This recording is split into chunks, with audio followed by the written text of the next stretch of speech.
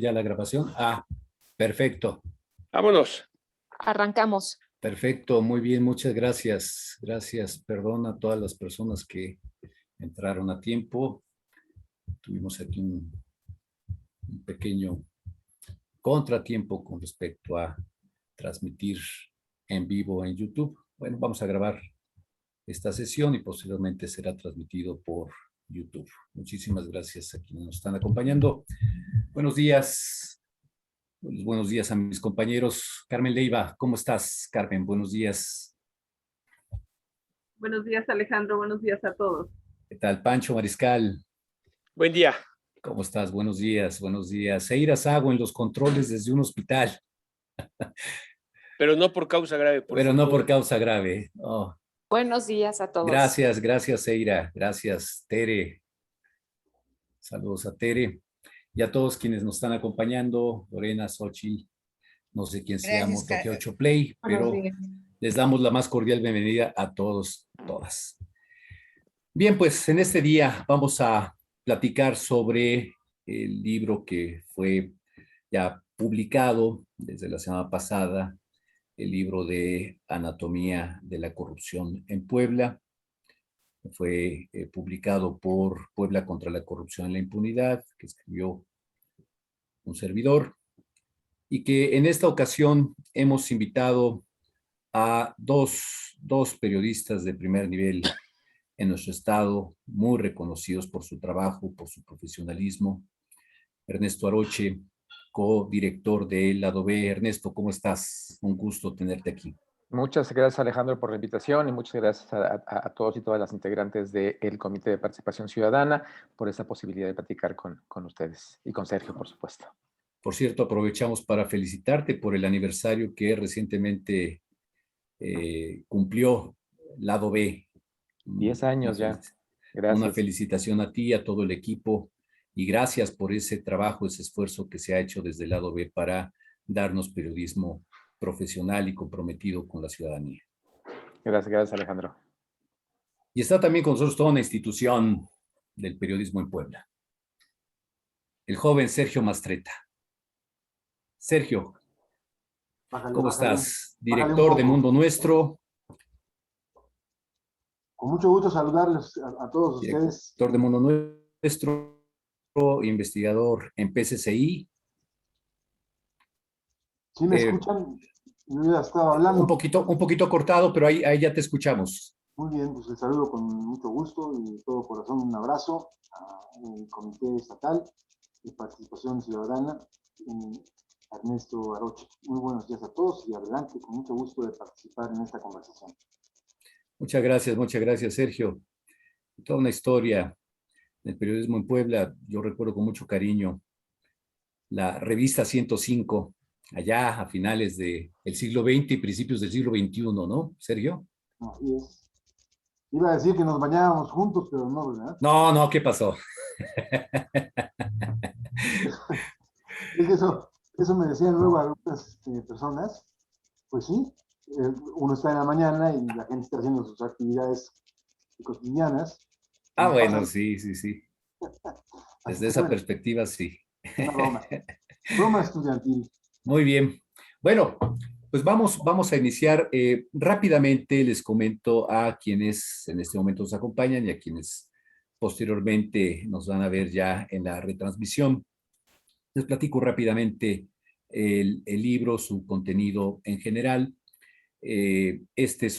Fue una iniciativa principalmente de Enrique Cárdenas y de María Amparo Casar, quien es presidenta ejecutiva de Mexicanos contra la Corrupción y la Impunidad y a su vez el director de Puebla contra la Corrupción y la Impunidad. Ese proyecto surgió de esta hermandad que existe entre estas dos organizaciones de la sociedad civil y que siguiendo los pasos precisamente del trabajo pionero de María Amparo de Anatomía de la Corrupción, que es un trabajo hecho para el ámbito nacional, nosotros nos dimos a la tarea de, con base en la estructura que presenta el libro de Anatomía de la Corrupción a nivel nacional de María Amparo, pues nosotros hicimos lo mismo, pero con datos que tienen que ver con el estado de Puebla. Entonces de ahí surgió la idea y yo le agradezco enormemente al doctor Enrique Cárdenas de haberme pues solicitado, encargado este trabajo que yo con gusto realicé y lo realizamos precisamente durante la pandemia. Es un trabajo netamente de escritorio, pero que pues trata de tener todos los datos que para este momento están vigentes, o por lo menos hasta febrero de 2021, que es cuando hice el corte del libro y cuando se hizo ya la edición. Entonces, pues trata de recoger lo más fresco en datos que existen sobre la corrupción en el estado de Puebla.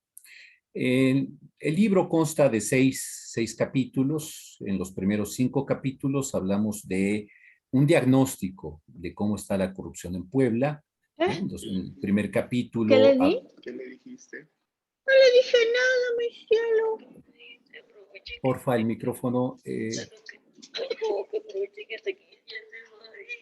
suena por Mi el amor. micrófono.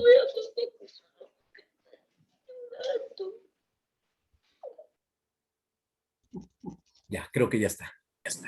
Bien, decíamos entonces que los primeros capítulos del libro son un diagnóstico de la situación de la corrupción en Puebla. En el primero hablamos, tenemos una breve introducción sobre lo que es, lo que significa la palabra corrupción, los contenidos, las definiciones que han aportado diferentes instituciones. Nosotros nos quedamos básicamente con 2, con la que aporta el INEGI, por un lado, porque es la que nos sirve para los 5 capítulos iniciales, ya que básicamente las mediciones que hace el INEGI son las que nos sirven a nosotros para ir desarrollando los diferentes temas en los primeros 5 capítulos. Y hay una segunda definición que esta la aporta la red de rendición de cuentas del CIDE, en donde esa definición pues nos sirve para el último capítulo en donde hablamos sobre el sistema estatal anticorrupción. Vida, pasión y lo que sigue del sistema estatal anticorrupción en Puebla, eso trata el 6º capítulo. Entonces, a lo largo del texto, pues hablamos sobre la posible relación. Si no establecemos una relación causal, sí al menos dejamos ver, al igual que el trabajo de México, el trabajo de María Amparo, dejamos ver que sí puede haber una relación entre los bajos niveles de crecimiento económico, los bajos niveles de Producto Interno Bruto, los altos índices de pobreza, los altos índices de pobreza extrema, etcétera. Como todos estos índices, pues sí tienen alguna relación con la corrupción en cuanto a que se presenta que a menor crecimiento económico, a menor PIB per cápita, mayor corrupción. O viceversa, cuando existe un mayor Producto Interno Bruto, un mayor crecimiento económico, bueno, pues hay menor corrupción. Esa es la regla, digamos. Y lo mismo se presenta con el tema de la pobreza y la pobreza extrema, en donde pues lamentablemente Puebla entra en este esquema, en esta máxima, en donde pues ciertamente nosotros tenemos altos indicadores que nos marcan, tanto desde la perspectiva de la percepción de los ciudadanos sobre la corrupción que hay en Puebla, como en la tasa de incidencia. Pues Puebla presenta los lugares 24 y 23 respectivamente, es decir, está entre los 10 últimos estados, entre las 10 entidades últimas en lo que se refiere a mayor corrupción.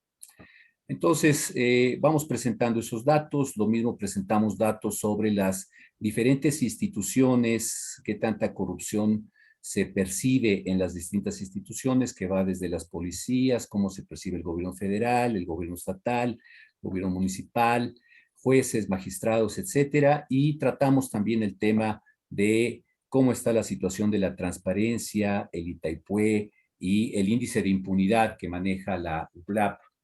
Entonces, todos estos datos están recogidos en el texto y bueno, pues esta es, digamos, a grandes rasgos, el contenido de este libro que invitamos a quienes nos están escuchando, a quienes nos vayan a ver posteriormente a través del YouTube o del Facebook. Los invitamos a bajar, está en la página de Puebla contra la corrupción y la impunidad, ahí hay una liga directa para bajar este trabajo titulado Anatomía de la corrupción en Puebla. Y bueno, pues ya hecha esta introducción, pues nos gustaría conocer los comentarios iniciales, los comentarios generales, tanto de Ernesto Aroche como de Sergio Mastretta, quienes nuevamente les agradezco el que estén aquí con nosotros comentando el texto. Comenzamos contigo, Ernesto. Algunos comentarios generales sobre el libro, ¿qué te pareció? En términos generales, ¿qué te llamó más la atención? Para variar, arranco con el micrófono apagado, ¿verdad? Una clásica de esta sundemia. Gracias, Alejandro, por la introducción. Gracias, por supuesto, como te decía hace rato, les decía hace rato, por la invitación a platicar con ustedes de este trabajo que presentaron hace unos días y que, bueno, pues ya tuve la oportunidad de echarle ojo.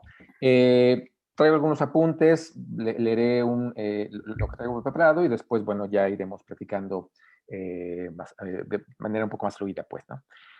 Bueno, a mayor transparencia, menor corrupción. Ese fue, por varios años, uno de los mantras de la transparentología. Pero la evidencia muestra que la lucha contra la corrupción, si bien tiene la transparencia gubernamental como una de sus herramientas, pues no depende de ella para conseguir resultados. Alejandro Guillén lo conocí como académico en la UPAEP, era uno de los politólogos recomendados cuando los reporteros buscábamos tocar la puerta del área de comunicación social para buscar una fuente académica para nuestras notas o para reportajes. Luego, bueno, supe que se unió al equipo de Enrique Cárdenas, ese equipo que comenzó a conjuntar para darle forma a Puebla contra la corrupción y la impunidad, el que es hasta ahora el único capítulo estatal de la organización que comanda María Amparo Casar en la Ciudad de México, Mexicanos contra la Corrupción y la Impunidad, que bueno, además el presidente se ha encargado de hacerla mucho más famosa de lo que ya era. Bueno, Alejandro llegó a conducir la investigación académica mientras Sergio Mastretta tomaba las riendas de lo periodístico, que además Sergio también está aquí con nosotros. Un modelo de trabajo, el que retoma Puebla contra la corrupción, que conjunta academia y periodismo, un combo que produce mucho conocimiento. Y desde ahí se han lanzado investigaciones importantes como la trama Audi, que devela todo el proceso lleno de prebendas y por supuesto de corrupción, que el gobierno de Rafael Moreno Valle puso en marcha para traer a la armadora alemana a Puebla, o la gran investigación dividida en 3 partes que analiza las últimas elecciones en Puebla desde la óptica del dinero ilegal que financia el poder, que financia desde el poder los procesos electorales en el Estado. Pero el trabajo no queda ahí. En la investigación y la publicación, Alejandro además es parte del Consejo de Participación Ciudadana del Sistema Estatal Anticorrupción y eso permitió que los trabajos de PPCI llegaran hasta esa mesa y fueran después también puestos a discusión en el órgano rector del CEA, el Comité Coordinador, cosa que hasta donde sé no gustó mucho, pero ya regresaremos a ello. Hablaba al inicio de mi participación de la idea de que la transparencia era condición sine qua non para el combate de la corrupción gubernamental y lo traigo a colación porque es justo uno de los, llamemos, mitos de la transparentología y uno de los mitos que Alejandro desmonta en el libro que comentamos hoy, Anatomía de la corrupción en Puebla, un estudio en el que disecciona el estado de las cosas en la materia en la entidad. Alejandro plantea que la transparencia no basta para contener y atajar la corrupción, que en esto es mucho más efectiva la voluntad política de las y los gobernantes. Y acotación al margen, en la actual administración no hay voluntad política por más que se diga lo contrario. Pero vayamos a los datos. Puebla tiene una ley de transparencia gubernamental que si bien no es brillante, está dentro de los parámetros aceptables del Índice de Derecho al Acceso a la Información en México, un índice que construyó Fundar hace algunos años, e incluso la ubica como la 4ª mejor evaluada del país, con 7.1 puntos sobre 10 posibles. Sin embargo, el estado de Puebla se encuentra entre los 10 estados con el más alto porcentaje de percepción de corrupción. Yucatán, en cambio, tiene los niveles más bajos de percepción de corrupción en el país, 71 puntos de 100, que tampoco es poca cosa, y una de las leyes peor evaluadas por el índice de Fundar.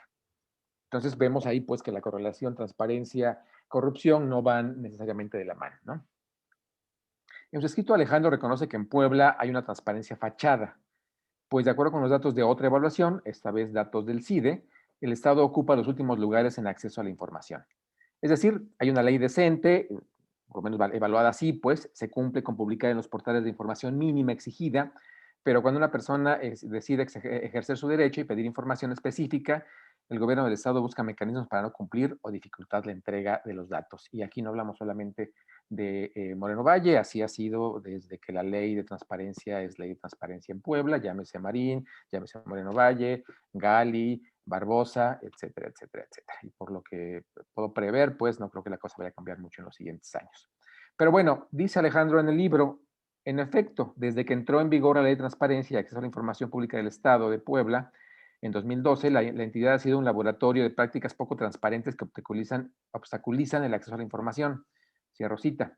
Y pues por supuesto no puedo estar más de acuerdo con él, porque además me consta totalmente, al ser como periodista, pues un usuario constante y cotidiano de la herramienta de transparencia de acceso a la información pública, pues me queda claro o me he enfrentado a estos grandes problemas. Incluso hace algunos años, junto con el artículo 19, documentamos muchas de estas prácticas dilatorias y francas piedras a los ciudadanos y las ciudadanas para el ejercicio de su derecho de acceso a la información. Y aquí les pongo un ejemplo. Al finalizar el sexenio de Moreno Valle, la administración estatal informó que el gasto en comunicación social había sido de 809 millones de pesos. Cifra, por cierto, que además pues, era más baja de lo que había reconocido Marín al cierre de su sexenio, perdón, que era de 1,000 y cachito millones de pesos. Pero bueno, eso fue lo que respondió a una solicitud de información el gobierno de Moreno Valle, que presentó una colega periodista, pero la cifra era falsa. Moreno Valle y sus extensiones en el gobierno, es decir, hablo del gobierno incluso de Gali, ocultaban su gasto publicitario en otros organismos de gobierno, como el Consejo Estatal para la Cultura y las Artes o el CAPSE. El gasto documentado ya en la cuenta pública, que es el documento donde se reporta ya el gasto, no solamente el presupuesto, sino el gasto efectuado como tal, una información que, por cierto, a la que llegué por mera casualidad, era de al menos 1,232 millones de pesos. Hablamos de un 50% más de lo que Moreno Valle había reconocido en esa solicitud de información. Y remarco aquí, al menos porque incluso la información de la cuenta pública había datos que no estaban completos del todo, ¿no?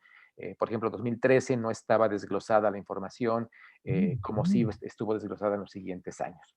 Pero bueno, entonces, al menos tenemos 1,232 millones, ¿no? Ya no fue tan poquito como dijo inicialmente Moreno Valle.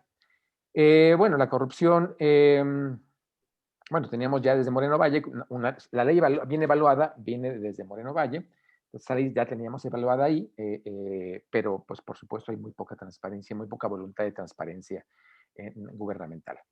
La corrupción es sistémica y multifactorial, pero uno de los primeros motores de cambio pues pasan por la voluntad política, ¿no? De hecho, pero de hecho y no de dicho, como lo hemos podido atestiguar en los últimos años, perdón, en los que desde el poder se habla mucho de la corrupción y de no ser igual, y al final pues se parecen tanto a los otros, ¿no? Uno de los, digamos, reclamos constantes, y aquí cambio un poquito de tema, uno de los reclamos constantes que se ha hecho desde la sociedad civil y desde el periodismo al CPC es la falta de resultados visibles. El SEA no fue una concesión del poder, sino resultado de la presión social y de la falta de legitimidad del gobierno de Enrique Peña Nieto. Pero su implementación ha sido muy complicada y desde afuera no se ve mucho accionar, ¿no? La verdad es que he platicado con los comisionados o con los consejeros, perdón, aquí presentes, a los integrantes del CPC, bueno, ha sido un reclamo constante, pues como no vemos acciones concretas, ¿no? O por lo menos visibles, ¿no? Del trabajo que están haciendo. Bueno, pues el trabajo de Alejandro, que también forma parte del CPC y también está en PCI y trae este libro a la mesa, pues es un testigo de primera línea de lo que pasa en el CPC. También revela que mucho del trabajo que poco se ve, en realidad sí está ahí, pues, ¿no? Es un trabajo estructural necesario para que funcione el sistema con todos sus asegúnes, pero además también el libro nos revela los conflictos que han enfrentado desde la llegada de Luis Miguel Barbosa a la gubernatura. Aclaro, no creo que fuese diferente si los resultados de si aquel helicóptero no se hubiera caído el 24 de diciembre de 2018, pero es cierto que la relación poder-CPC-SEA ha estado definida por las personalidades de las y los sujetos de poder. No adelanto más, pero sí recomiendo que para el chisme cachetón sobre el CPC, la confrontación con Barbosa y su gobierno contra el sistema, pues lean el libro. Y hasta aquí me quedo, Alejandro. Gracias, Ernesto. Gracias. Sí, y ciertamente ahí también cito un trabajo de Ernesto precisamente sobre un análisis que hacen sobre el Itaipué. Entonces, pasamos ahora con Sergio Mastretta. Sergio, tus comentarios generales sobre el libro. Con mucho Tú que gusto, eres Alejandro. de casa, desde casa. Con mucho gusto. Fíjate que el arranque del libro tuyo obligó inmediato para mí a una reflexión personal. Yo, ¿por qué estoy metido en este asunto de entender, valorar en el fondo lo que es la corrupción y por qué somos un país tan corrupto? De manera que yo inicié esta reflexión que ahora les comparto, preguntándome a mí mismo en mi intimidad por mis propios procesos de corrupción. La verdad creo que ayuda. Uno se engaña todos los días en asuntos de salud, por ejemplo, o en asuntos de la capacidad que tiene uno de decir las cosas a otro. Pero me parece que es importante partir de ahí. Hay un ánimo general de señalar con un dedo la corrupción. Yo creo que ayuda a empezar por uno mismo. Cómo todos los días uno se engaña, mira para otro lado. Porque ese es el siguiente paso que doy. ¿Por qué en la actividad de periodismo puede o no mirar a otro lado? ¿Qué ocurre cuando un periodista, una periodista, un medio de comunicación mira para otro lado?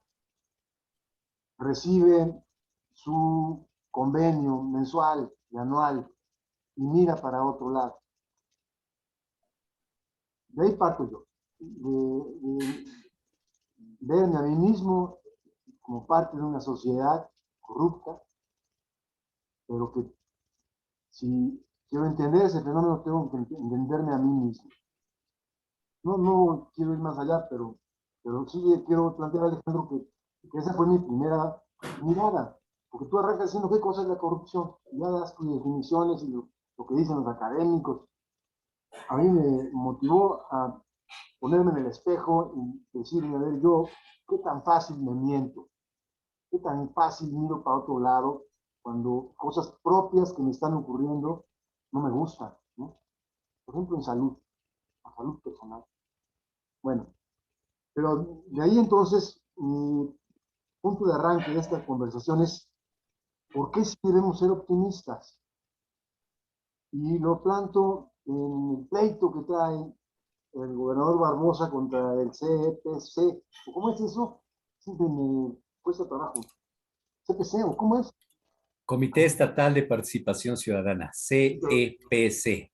Sí, pero tú dices CPC, ¿no? Nos comemos la CE y decimos CPC. Bueno, yo sí creo que esta reflexión que has hecho, Alejandro, es el ánimo de contestar una pregunta. ¿Por qué vivimos en un estado capturado? Porque eso es lo que ocurre.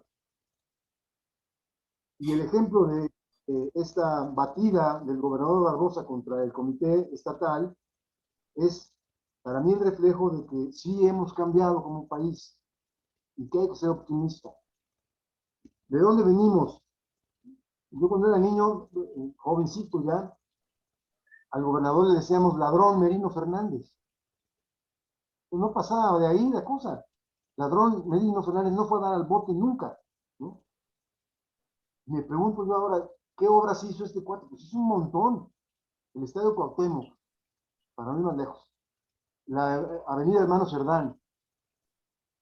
Y bueno, ya entonces los turistas aplicaban el dicho de sobra que algo sobra, ¿no?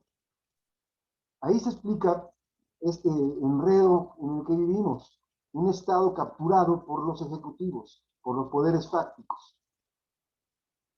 Puse ejemplos, ¿no? De cosas que han ocurrido a la vista y que como periodistas no pudimos hacer nada. Esta propia ruta hacia del vilacabachismo a los gobernadores inmobiliarios. Apenas en los años finales, ahorita estamos enfrentando a estos gobernadores y señalándolos con la fuerza de la información, ¿no?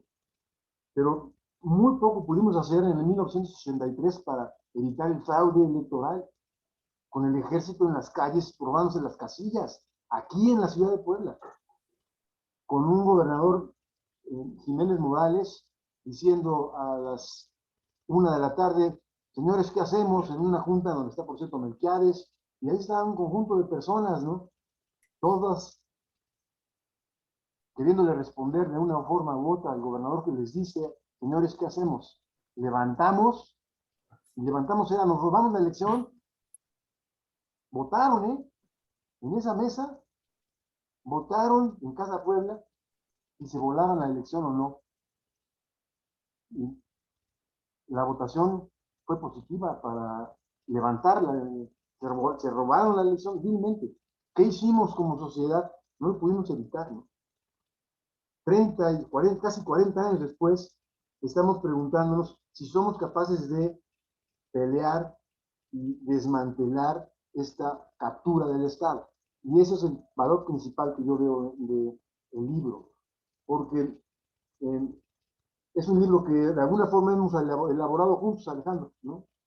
Porque nos metimos a hacer la trama Audi, nos metimos a investigar las obras de Pacheco Pulido, las licitaciones de Barbosa, los templos no construidos, no reconstruidos, ¿no? Y ahí fuimos haciendo una disección de este Estado capturado. ¿Y el dinero ilegal? Y el dinero ilegal, exactamente, ¿no? Entonces, me parece que yo tengo la ventaja al leer el libro, estaba yo en la mesa de operaciones contigo, ¿no? Creo que este libro hay que leerlo así, con los trabajos del lado B, con los trabajos de consulta, con los trabajos de PSCI, con lo que yo intento hacer en el mundo nuestro, como mesas de operaciones, le estamos diciendo cómo salvamos este cuerpo de su captura. Esta pelea que plantas tú entre la visualización que hizo el CIDE de un Comité Nacional de Anticorrupción, ¿cómo es? Consejo. El Sistema Nacional Anticorrupción. Sistema Nacional Anticorrupción, ¿no? Que inmediatamente es transformado por los diputados que elaboraron la ley, ¿no? De la creación del sistema, en las definiciones de la corrupción, en los objetivos planteados. Ahí ya inmediatamente empieza la captura, la recaptura de este esfuerzo ciudadano por impedir que los poderes fácticos controlados desde los ejecutivos sometan un cuerpo social y lo capturen, ¿no? Entonces, esta anatomía, pues, para mí, ayuda a entender lo que hemos estado haciendo en los últimos 30 años, tratar de entender cómo se ha construido en el tiempo esta trama de corrupción. ¿No? De repente sí uso bien esa imagen de una hidra inteligente, ¿no? ¿Qué tuvo que ver lo que hacía Jiménez Morales en los 80s con lo que hizo Melquiades en los 90 con Bartlett y Pegadito, o lo que después llevó al extremo Moreno Valle? Marín. No hablaban entre ellos mucho, ¿no? Incluso eran enemigos, y sin embargo, todos trabajaban con reglas comunes. Ellos son los que capturan los puestos públicos a través de procesos electorales acompañados que bien ya perfilamos, ¿no? No me quiero extender por ahí, pero es una carrera perdida esta, es lo que yo me pregunto. Y lo veo desde el punto que ustedes en este libro tú valoras, que es esta relación entre el Consejo Estatal y su comité coordinador. Dime si no está capturado el comité coordinador. ¿Quién es el auditor superior del Estado? ¿Quién lo nombra? ¿Quién nombra a la secretaria de la Función Pública? ¿Quién nombra al fiscal especializado en combate a la corrupción? ¿Quién nombra a la directora del Itaipue? ¿Quién controla el Tribunal de la Justicia Administrativa y a la Judicatura? Bueno, ¿cómo enfrentar esto? Yo sí creo que vivimos en un estado capturado y que soy optimista al ver que como ciudadanos hemos avanzado muchísimo en la composición de estructuras que no existían en los 80s, ni mucho menos en los 60s, ¿no? que tal vez hemos complicado mucho. Yo, leyendo con todo cuidado la ley que tú ahí describes con todo cuidado en sus objetivos, para un ciudadano común, Alejandro, es complicado meterse en esa trama. Y sí me hago esta pregunta final, ¿qué no hay rutas más sencillas? ¿Qué no sería más fácil decir, a ver, qué hacemos para que a todos estos cuerpos que están aquí en el comité coordinador, ¿no? No los nombre el gobernador? ¿Qué paso tiene que dar nuestra sociedad para que eso ocurra? Para que realmente sean autónomas las instituciones fiscalizadoras, porque hoy no lo son. ¿De qué nos sirve tener grandes instrumentos de entrada a las licitaciones, ¿no? Si no tenemos la más mínima capacidad de ver cómo deciden en qué momento una adjudicación directa, ¿no? Y todo es a todo pasado. Bueno, en fin, ahí paro, no me extiendo ahora, pero sí creo que hay que ver el largo plazo, entender los grandes esfuerzos que ha realizado nuestra sociedad, los avances fundamentales, la importancia de que exista un comité estatal de participación ciudadana en un sistema estatal de anticorrupción, pero también los límites que enfrenta. Entonces, ahí me planto por lo pronto para seguirlo conversando. Muy bien, muchas gracias, Sergio. Sí, regresamos en un momento a este punto que acabas de mencionar, sobre todo el tema de la captura del comité coordinador, la mayoría de los puestos, en fin, ahorita lo comentamos con mucho gusto. Yo creo que sí hay cosas que hacer. Pero regreso contigo, Ernesto. Has planteado en términos generales el tema de la transparencia con muchos déficits.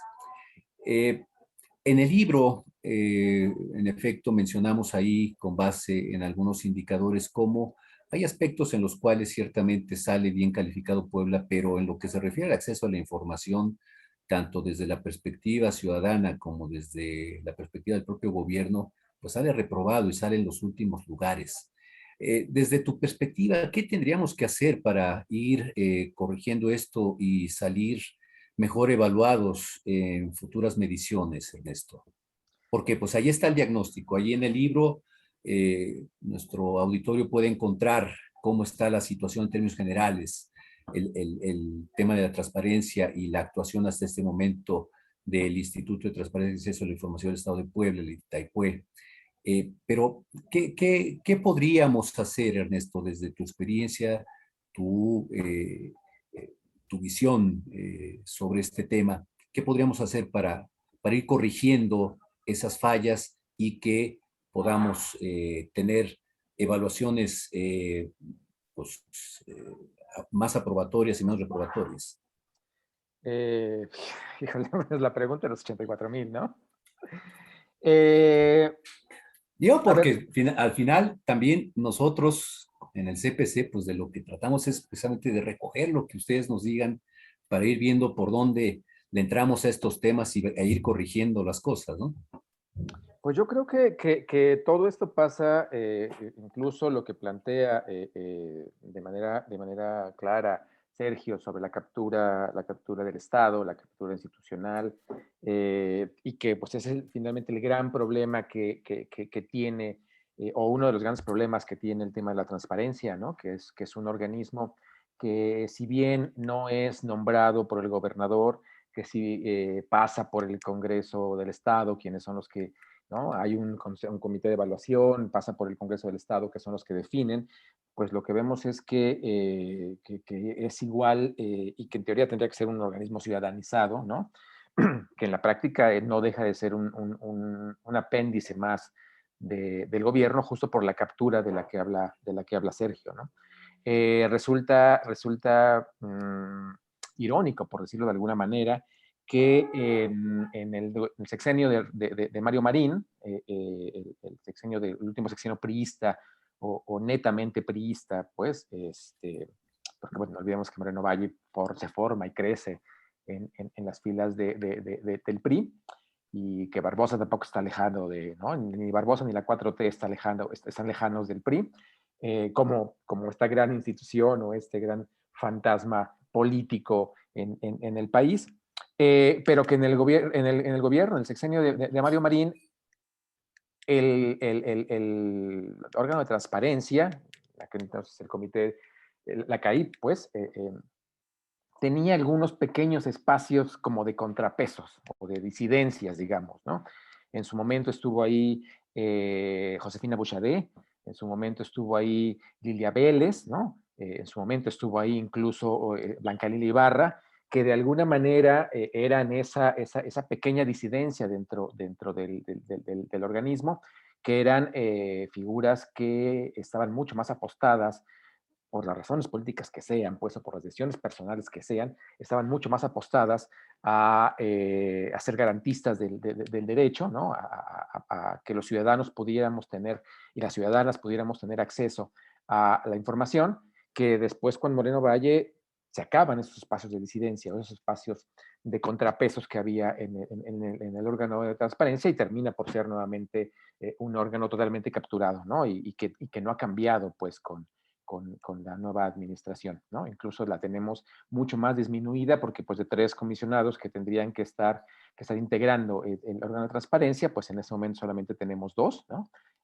Porque a los diputados no parece ser un asunto, al Congreso no parece un asunto que le importe, ¿no? La pregunta, creo, o la respuesta pues a tu pregunta, creo que pasa en general pues por fortalecer primero los contrapesos contra los ciudadanos como tal, y luego el accionar de las organizaciones de la sociedad civil, ¿no?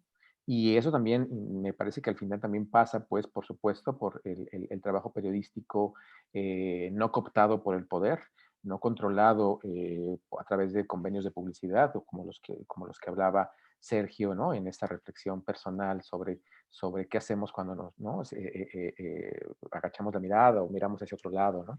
Pues pasa por todas esas partes, pues por construir alianzas amplias, ¿no? Entre organizaciones de la sociedad civil, entre el periodismo independiente, en el fortalecimiento de contrapesos que de alguna manera vayan limitando esta posibilidad de captura del Estado, ¿no? Eso en términos así como muy casi anecdóticos, suena muy bonito, la práctica no es nada fácil, ¿no? Creo que son pues años de mucho trabajo desde las universidades, desde la educación, para hacer entender o para inculcar o para sembrar la semilla de la participación ciudadana, ¿no? Creo que por ahí lo pensaría, Alejandro. Es decir, no es una cosa ni fácil ni inmediata. Y parece que por ahí Sergio tiene réplica y contrarréplica. Bien, Ernesto, gracias. Sergio, sí.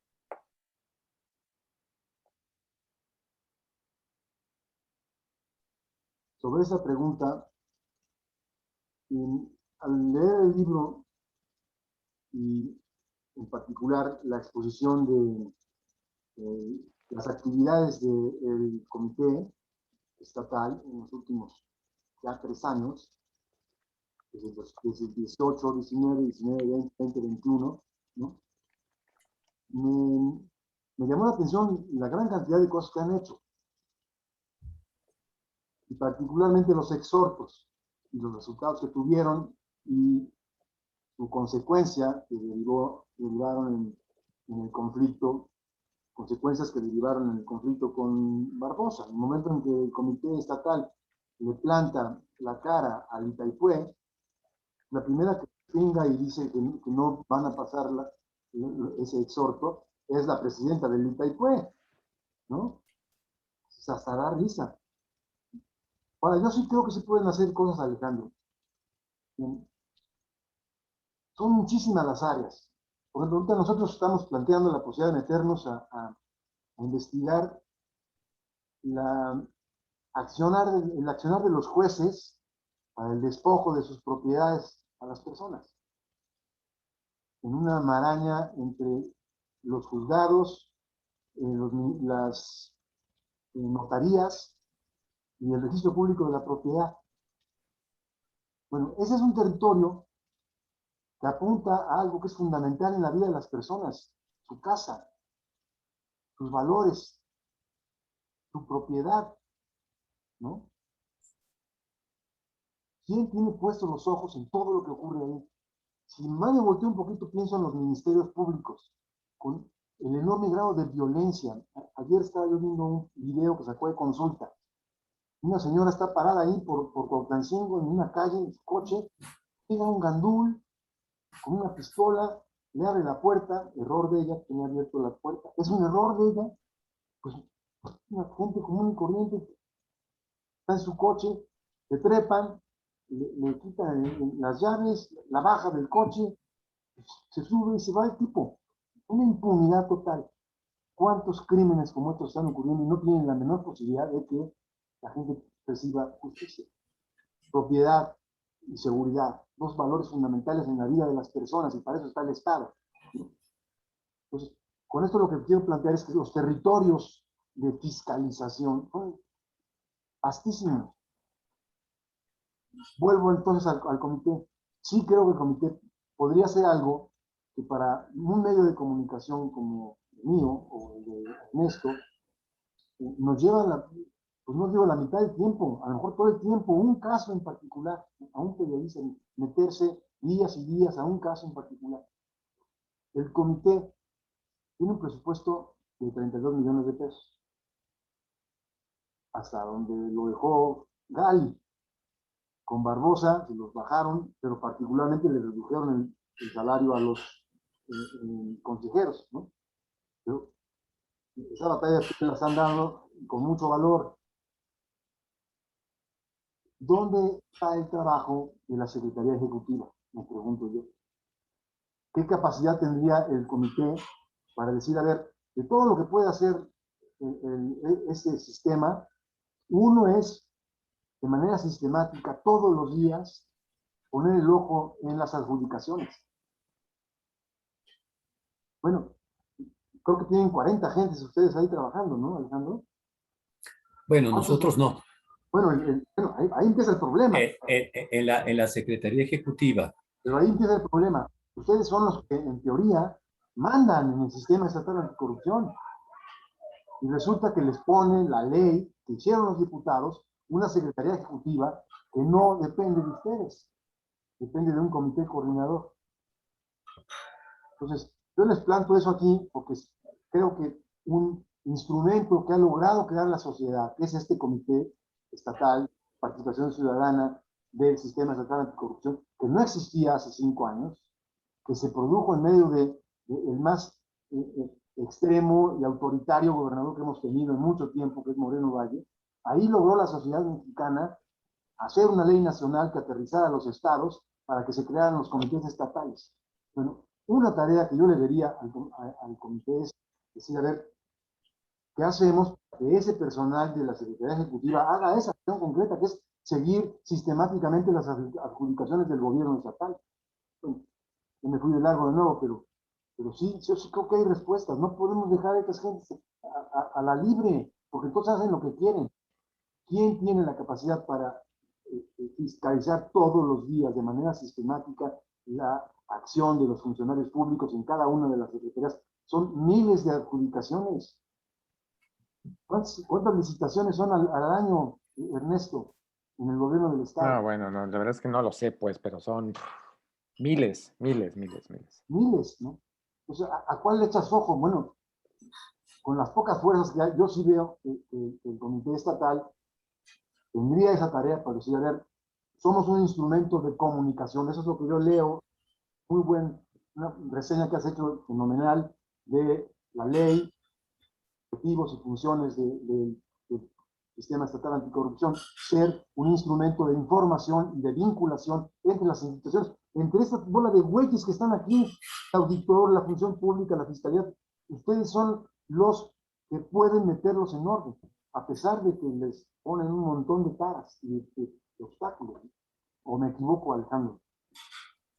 No te equivocas, pero hay también alguna explicación. Carmen, ¿quieres participar? Veo que estás pasando ahí.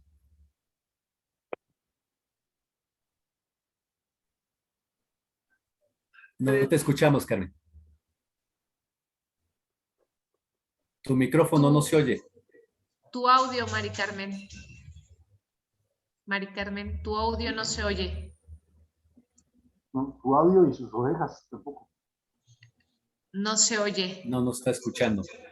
Le mando un mensajito. No se escucha. Por lo menos ya se dio cuenta. Bueno, para que quede claro que esto es un café auténticamente ciudadano con todas las fallas tecnológicas que a los ciudadanos les pueden pasar.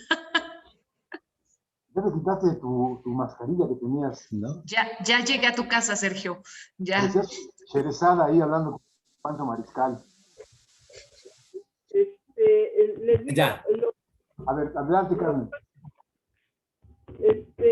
Sergio, tú decías quiénes son los responsables de verificar y auditar todos los días cómo se hacen las adjudicaciones. Para eso existen las instituciones. Está la Secretaría de la Función Pública a nivel Estado y las Contralorías a nivel municipio. Estas entidades fueron creadas precisamente para revisar que los procesos de adjudicación fueran los correctos en todo el tiempo.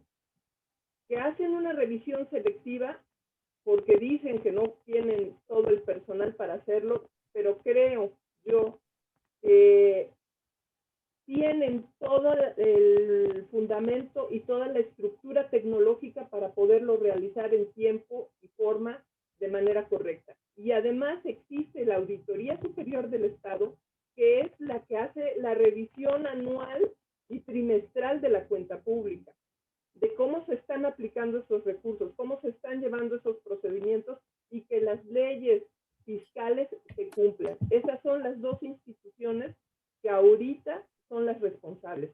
Nosotros no somos fiscalizadores, nosotros no somos auditores, nosotros somos los que únicamente podemos plantear ante estas autoridades esos focos rojos que la ciudadanía está detectando y que con ayuda de ciudadanos este año hemos trabajado para ponerlos en la mesa, y una de esas herramientas para ponerlos en la mesa es la política estatal anticorrupción desde el punto de vista ciudadano. Eso era lo que quería yo comentar. Muy bien, gracias, Carmen. Sí, Sergio. De acuerdo. Pero sabemos justamente que la función pública y la Auditoría Superior están capturadas. No van a hacer su chamba si no les dicen que la hagan. Entonces, yo no digo que el comité haga todo el trabajo de función pública, es imposible. Pero sí creo que podría funcionar como, sí, en un plano de auditor, como un, no sé, es un poco lo que hacemos nosotros, pero a ver si de casualidad le atinamos a un acto de corrupción, ¿no? Yo sí creo que en una buena vinculación entre ciudadanos y ustedes se pueden dar avances. Por ejemplo, todos sabemos que gran parte del problema en el gobierno del Estado es lo que pasa por la Secretaría de Infraestructura y por el CAPSE, que son los que hacen obras, ¿no? ¿Quién más hace obras, Ernesto? Salud. Pues obras como tal, ajá, salud, ¿no? Con Salud. toda la parte de los hospitales, ¿no? O sea, si montáramos una estrategia Y no es poca cosa. chingaqueditos, ¿no? Decir, a ver, vamos a meternos a así al azar, ¿no? Y de manera más organizada, con ojos más colectivos, pero con ojos inteligentes, estructurados, ¿no? Está poniendo en jaque en todo tiempo a los funcionarios públicos. Bien, en cualquier momento se meten a nuestra casa, su patrimonio, porque esa es la visión que tienen el Estado, su patrimonio, ¿no? Estos cuates se meten porque la ley ya lo permite. Sí podríamos nosotros estar viendo en tiempo y forma, en vivo casi, lo que está ocurriendo en las adjudicaciones. Lo que pasa es que ¿quién tiene la capacidad para hacerlo todos los días? O de manera bien estructurada y sistemática que identifique cuáles pueden ser las adjudicaciones a analizar, ¿no? Que pusieran jaque, pero de manera más sistemática, no de vez en cuando. Yo es lo que veo de nuestro trabajo, mi trabajo, ching. Pues estamos ahí de vez en cuando en un pajar, encontramos una hebra y la sacamos, ¿no? pero todo el día están ocurriendo cosas. Y estamos hablando nada más del gobierno del Estado. Imagínense ahorita todas las obras que están por cerrarse en este segundo semestre en los municipios. Nosotros sacamos hace poco en Mundo Nuestro una denuncia de un pueblo que se llama Nauzontla, ¿no? Donde ya la presidenta municipal iba a poner una techumbre en una plaza que todavía conserva su pureza de pueblo originario, de pueblo colonial, en la sierra de Puebla, que ustedes conocen Nauzontla tal vez, ¿o no? Pueblo hermoso. Pues iban a poner una techumbre en una cancha de básquet que está en la plaza. Pues ya estaba la presidenta, ¿no? Y el próximo presidente, el hermano de la presidenta, y ya fue presidente municipal 2 veces, y el hermano ya fue presidente municipal. Entonces un pueblo capturado, Nauzontla, por una familia. Un caso, donde asomes, te encuentras lo mismo, instituciones capturadas. ¿Cómo lograr una visión más compleja, pero al mismo tiempo útil, para que las cosas no fueran tan bestiales a la hora de la incapacidad que tenemos para ver lo que hacen los funcionarios públicos? Pues, ok, gracias Sergio. Ernesto, adelante. Y después Sí. Eira. Bueno, lo que pasa, creo que también pasa que en general el CPC pues está como tal, me parece que limitado, ¿no? Por el marco jurídico en el que están constituidos y todas estas facultades y posibilidades que les otorga la ley. Pero bueno, no perdamos de vista una cosa, digo, más allá de CPC como tal, pues también son ciudadanos, ¿no? Y como ciudadanos, y si están en el CPC es porque hay un interés en, de alguna manera, poder tener una incidencia. O sea, hay una posibilidad de incidencia o cierta posibilidad de incidencia a partir del CPC y a partir del marco legal que tienen, ¿no? Pero, pues, está la otra parte, ¿no? Está la parte en la que son ciudadanos y en las que no están limitados ahí por ningún marco normativo. Pero creo también que, y es una de las patas que me parece que nos está faltando en general en Puebla, ¿no? Digo patas porque pienso en el modelo Mexicanos contra la Corrupción, que tiene toda esta área de investigación académica, que tiene toda el área de investigación periodística, pero además también tiene un área jurídica, ¿no? Que permite que haya algún tipo de incidencia. O sea, si sale alguna investigación académica, sale alguna investigación periodística y hay una, bueno, por lo menos en el diseño de la organización, hay otra parte que tendría que estar accionando de manera jurídica para poder conseguir algún tipo de consecuencia o algún tipo de incidencia. Porque es lo que nos pasa a Sergio y a los que hacemos periodismo, que bueno, nosotros encontramos finalmente, después de meses de estar ahí picando piedra, encontramos una hebrita, encontramos algo, ¿no? Y empezamos a jalar y finalmente podemos conseguir, encontramos la cola de rata y finalmente podemos conseguir exhibir esa cola de la rata. ¿Y qué pasa después?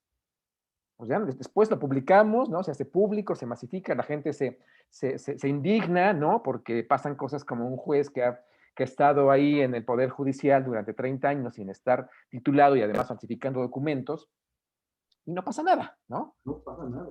Y no pasa nada. ¿Por qué? Porque no hay una parte, no hay la suficiente presión social, ¿no? O no hay una herramienta desde la propia sociedad civil que jurídicamente obligue a que pase algo, obligue a que haya algún tipo de reacciones. Digo, con todo lo que significó para este estado Rafael Moreno Valle, ¿no? Este gobernador autoritario del que habla Sergio, bueno, pues hay cosas que se pudieron conseguir, que se consiguió que se detuvieran a partir de la acción legal de grupos ciudadanos que estaban en contra de las acciones, ¿no? De la construcción o la destrucción, más bien, de inmuebles en el centro histórico para el teleférico que quería poner. Pues fue a partir de reacciones jurídicas, fue a partir de amparos. No es fácil, no es de un día para otro, son cosas de años, ¿no? Y bueno, pues aún así, por supuesto que no hay ninguna certeza de que al final pase algo, ¿no? Acabamos de saber que después de 16 años de lucha jurídica, pues acaban de amparar y de exonerar a Kamel Nasif, ¿no? Del delito de tortura en contra de Lidia Cacho, después de 16 años de lucha jurídica, ¿no? Esperemos que no bajen las manos y que sigan buscando mecanismos, pues, para llevar a la cárcel a este señor junto con Mario Marín. Entonces, sí, tampoco hay una certeza de que pase, pero por lo menos hay mucha presión, por lo menos hay mucha no sé, muestra de que hay herramientas para poder intentar hacer que las cosas no se queden solamente en la denuncia mediática, que no se queden solamente, ¿no?, en la enunciación periodística de aquí hay un corrupto, de aquí hay una situación donde se está beneficiando a alguien, donde se están desviando recursos, sino que al final hay una consecuencia de eso, ¿no? Y por eso decía hace rato, bueno, pues creo que me parece que es a partir de la suma de muchas voluntades, ¿no? A partir del periodismo que está denunciando esas cosas, a partir del trabajo del CPC que puede llevar esos casos a una mesa de debate un poco más amplia, ¿no? Más allá de que pueda pasar o no, pero también tiene que haber otra parte que pueda estar incidiendo jurídicamente en que haya algún tipo de consecuencia de las situaciones. Porque si no, seguimos arando cada quien en su propia parcelita, ¿no? Sí, tenemos ahí nuestras mazorquitas, pero no podemos construir una gran tortillería para sacar productos, ¿no? Ok. Eira, por favor. Gracias, Ernesto. Eira. Gracias. Muy buenos días a todos. Pues justamente enlazando los dos comentarios de Ernesto y Sergio, en la construcción y en el camino, Sergio, tratando de responder y además darte la razón en el comité y justo hacer un punto de conexión entre lo que acaba de decir Ernesto. En el camino hemos analizado el comité justamente la importancia, porque si bien es cierto, como lo dijo Ernesto, independientemente de ser un comité, una instancia colegiada, somos ciudadanos y ante la adversidad, las implicaciones, complicaciones, bloqueos y demás ilimitantes legales, hemos buscado nuevas formas de ser fuertes, ¿no? Y una de las que hemos construido en este año, que a mí me da mucho gusto compartir y que es muy atinado el momento, es aprobar unos lineamientos donde hemos creado unos lineamientos para una red de participación ciudadana.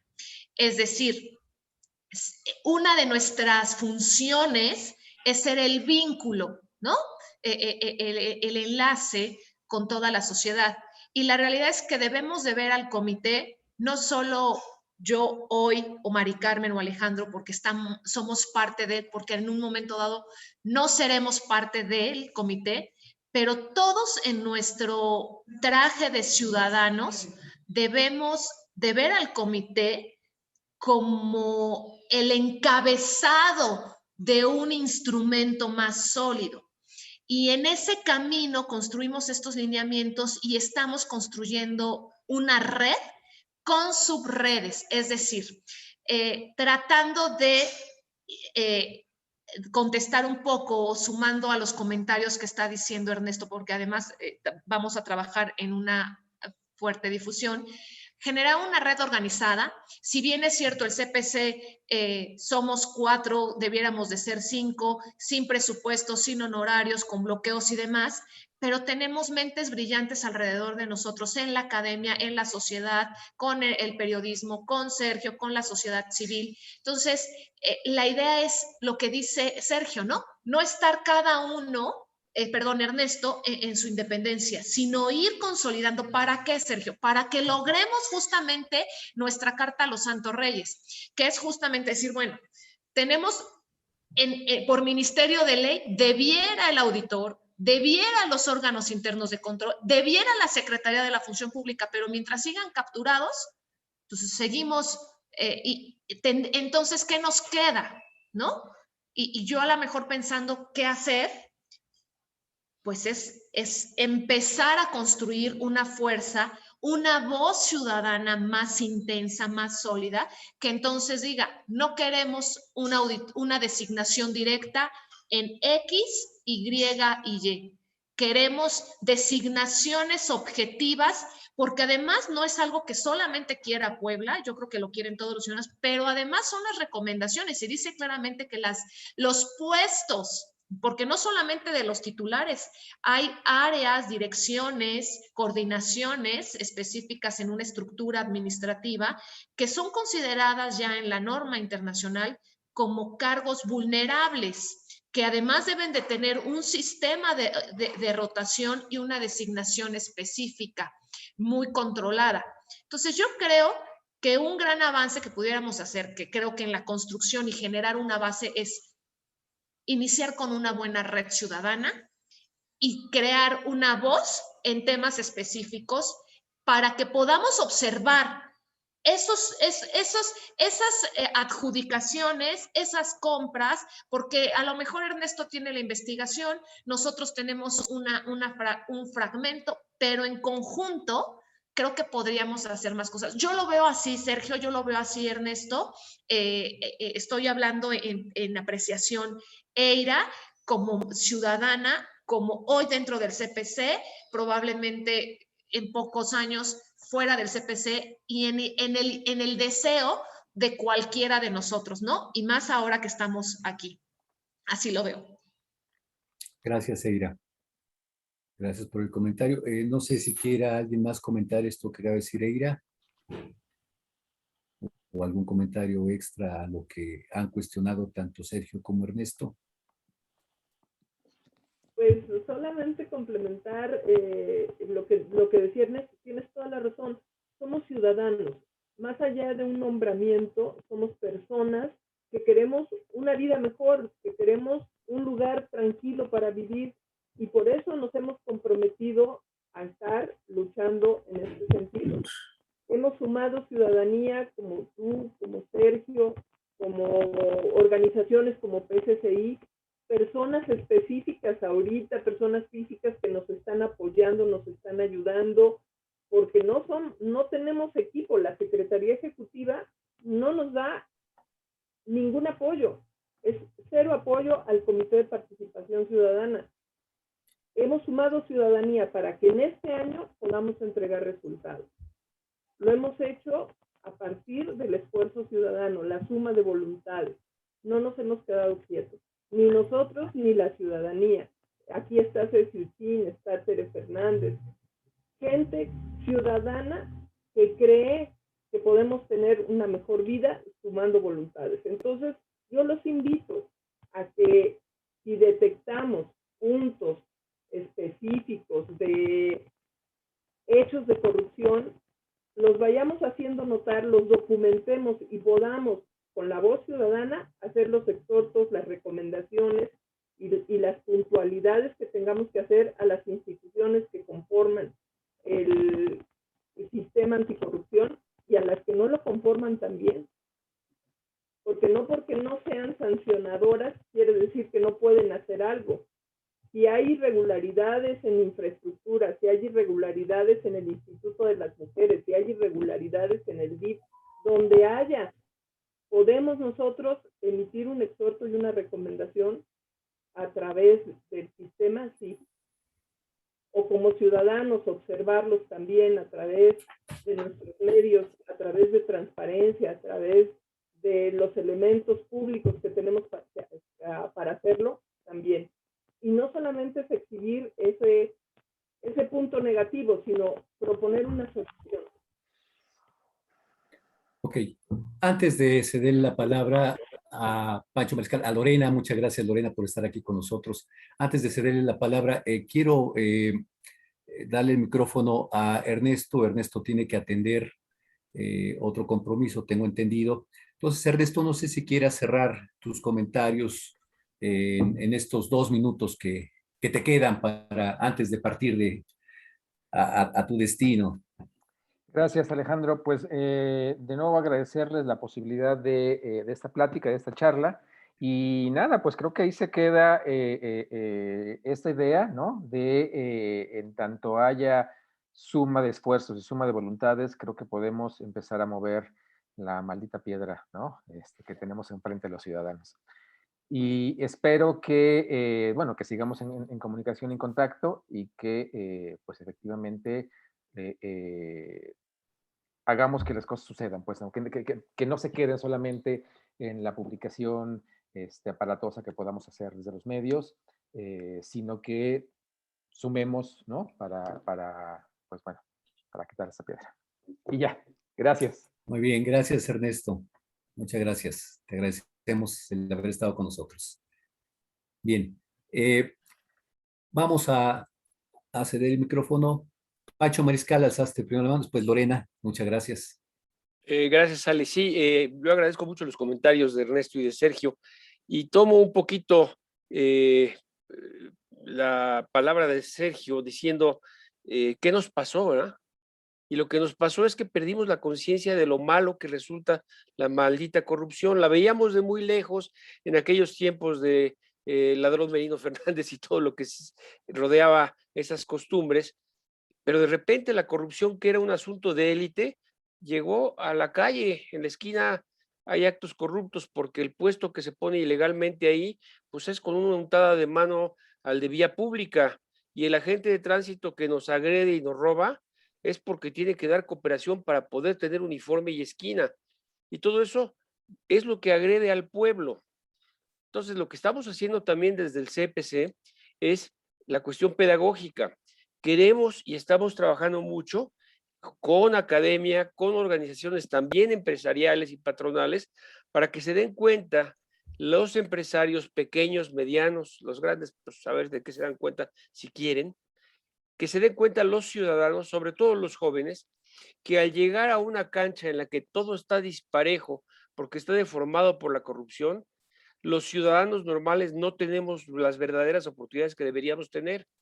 Y esto afecta a la enorme mayoría, más del 90% de los chavos y chavas que están egresando de escuelas tecnológicas, preparatorias, profesionales, y llegan a la cancha del trabajo y del empresariado con toda la desventaja de tener que competir con gente que está alineada con el poder y que está capturando las oportunidades. Y los empresarios que sienten que no tiene nada de malo dar una lanita para tener un permiso, lo que están haciendo es deformando absolutamente su negocio y su mercado.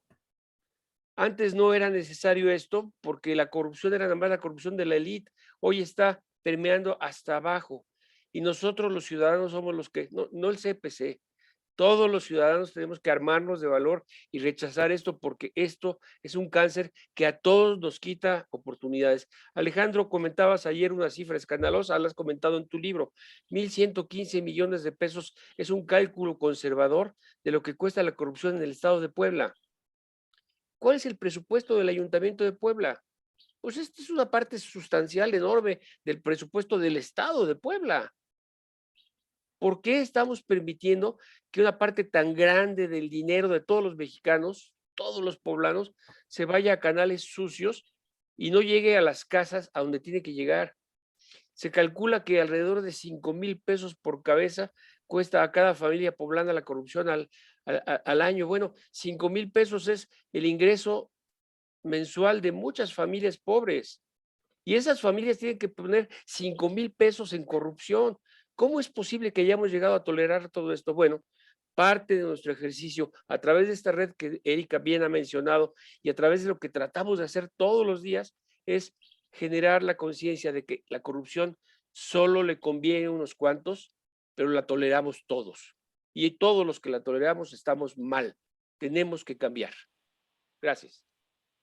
Gracias, Pancho. Coincidimos plenamente. Bien, Lorena. Hola, buenos días. Nada más para comentar, en relación a lo que comentó Erasago y ahorita Pancho Mariscal, creo que también aquí tenemos más que nada pues, el soporte, ¿no? En el artículo 21, fracción novena de la Ley General Anticorrupción, lo propio aquí, la Ley General del Sistema Nacional Anticorrupción, la propia ley estatal, ¿no? Que es la misma fracción 9 del artículo 21 de esta red ciudadana, y al final de cuentas que esos esfuerzos aislados, como comentaba Sergio Mastretta, no se queden en eso, una investigación o lo que diga una OCC, sino ya conjuntar esfuerzos, alzar la voz, ¿no? Y creo que aquí lo más reciente es lo que se aprobó la semana antepasada en el Congreso, o pasada, de derogar el artículo 16 bis de la Ley de Adquisiciones y Arrendamientos y el artículo 42 bis de la Ley de Obra Pública relativa a los testigos sociales. Se había aprobado el año pasado y ahorita se derogó y pues, pasó en blanco, ¿no? O sea, fueron justificaciones de cuestiones de austeridad, pero se derogaron esos artículos donde era un mecanismo de participación ciudadana, ¿no? Y al final de cuentas, tenemos distintos mecanismos que pueden abonar, que ya están previstos en ley, pero tendríamos que en conjunto reactivarlos o simplemente hacerlos efectivos, y ojalá que esta red sea el día de mañana una realidad para sumar esfuerzos y que no sean acciones aisladas. Era todo lo que quería comentar. Gracias. No, gracias, Lorena, gracias por esa aportación. Muchísimas gracias. Y bueno, no sé si alguien tenga algún otro comentario sobre lo que se ha dicho hasta este momento. ¿No? Bueno, entonces, cedemos la palabra a Sergio Mastretta para ir cerrando ya nuestro café del día de hoy. Sergio, últimos comentarios y para que cerremos, vayamos cerrando ya nuestra conversación de hoy. Tu micrófono, Sergio. Listo. Yo sí creo que tenemos que hacer todo lo que esté en nuestras manos para respaldar al Comité Estatal, al CPC. Y sí creo que hay fórmulas que si seguimos pueden tener resultados. Y uno es estar con cuchillito de palo en la investigación de un proceso muy a la vista, que es esta relación entre los consejeros del Sistema Estatal Anticorrupción y su comité coordinador y el apéndice llamado Secretaría Ejecutiva. Alejandro, ¿te acuerdas que en la investigación que hicimos sobre las elecciones, uno de los informantes que tuvimos, un ingeniero electoral, participó desde los años 80 en todo la creación, el desarrollo de una mecánica de defraudación electoral, ¿sí?, de construcción de mecanismos de control,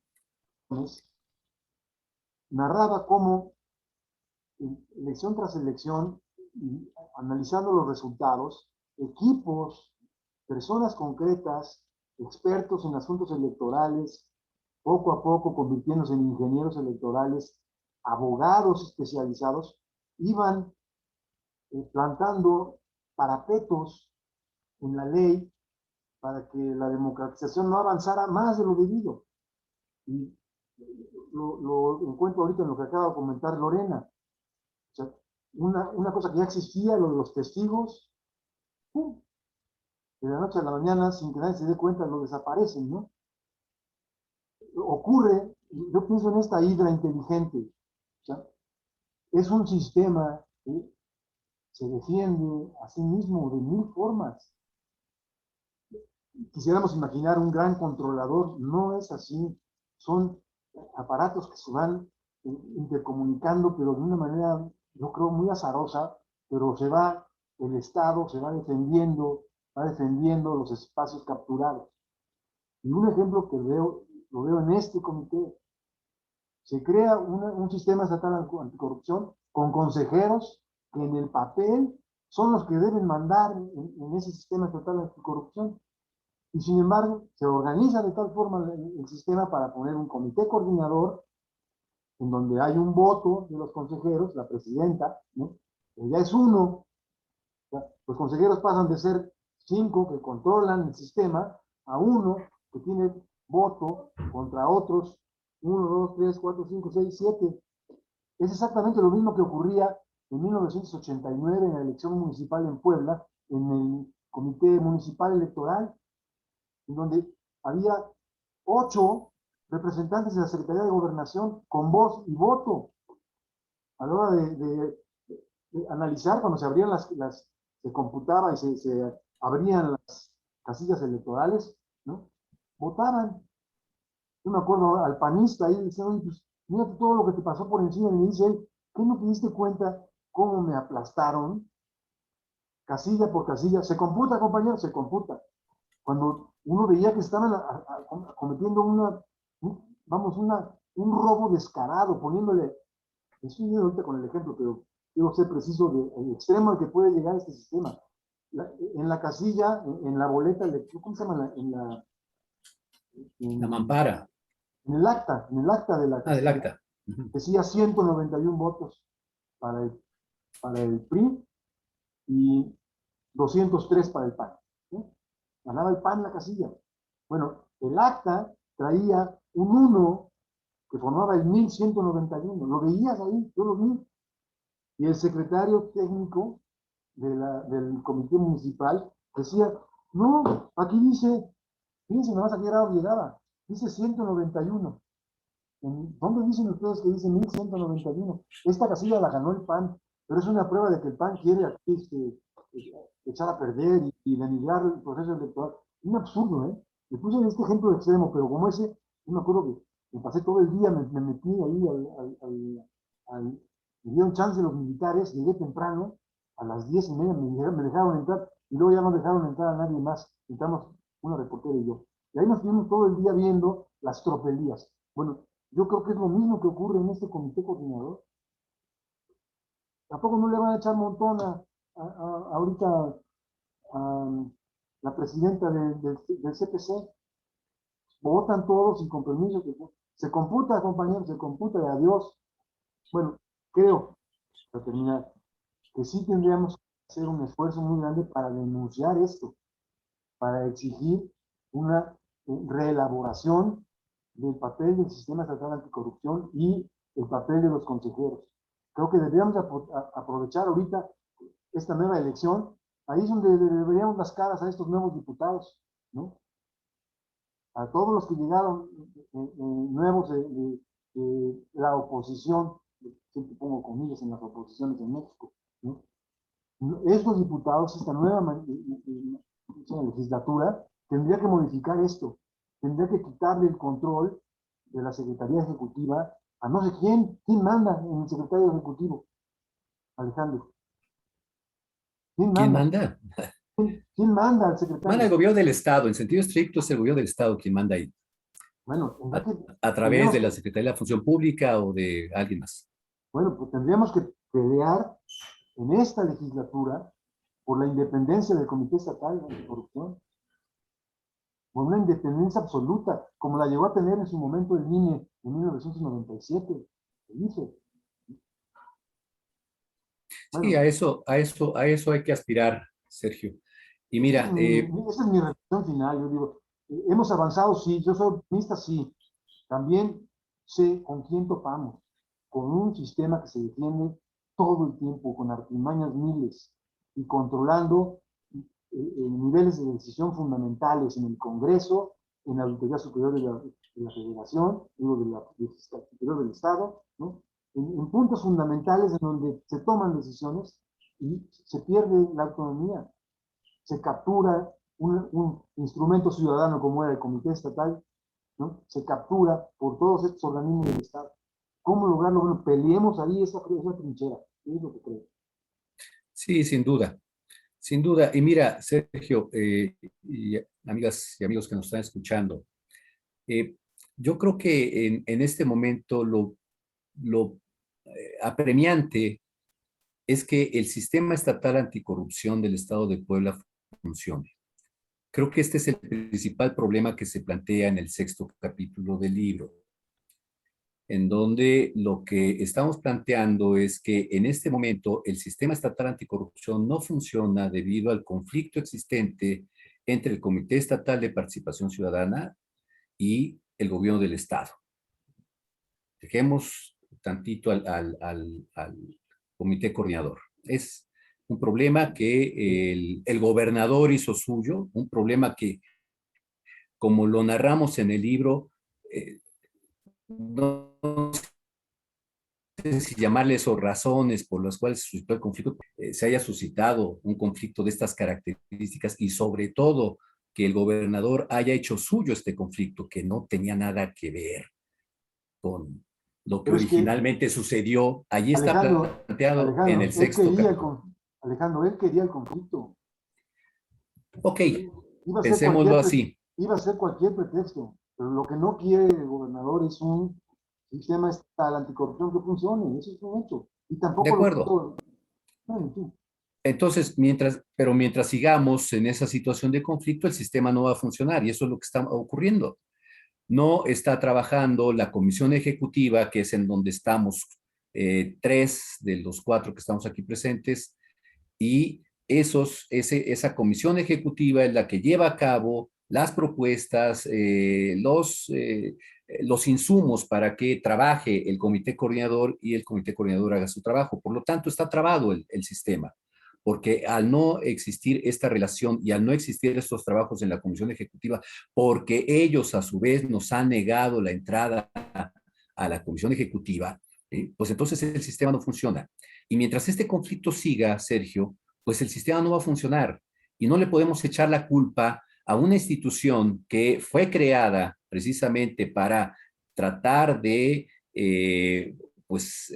aportar distintas alternativas de solución al problema de la corrupción, porque no está funcionando, no ha trabajado como tal, es decir, no la han dejado trabajar como institucionalmente está diseñada y como está planteada en la ley, no la han dejado trabajar así. O sea, se está incumpliendo con la ley, en pocas palabras. Entonces, este es un problema que tenemos que resolver y que lo he hecho en distintos espacios, lo hemos hecho en distintos espacios. Es importantísimo que el Comité Estatal de Participación Ciudadana y el gobernador del estado se sienten a dialogar y a resolver esta diferencia que ha surgido. Posiblemente esté la intención que tú señales, Sergio. Bueno, vamos a ponerlo sobre la mesa, ¿sí? Pero es importante que se dé el diálogo para poder destrabar este conflicto que permita que vuelva a retomar su funcionamiento el sistema como venía dándose apenas hasta 2019, que es en diciembre de 2019, el último mes en el cual trabajó realmente el sistema como tal. Ya a partir de enero de 2020, el sistema ya no funcionó. Entonces, este es un punto. Ahora, hay otro punto importante, muy importante que tocaste, Sergio, y que me parece que tiene que ver con lo que de fondo está trabando también la posibilidad de encontrar en el sistema alternativas de solución al problema de la corrupción. La autonomía de las instituciones. O sea, este es un problema que venimos arrastrando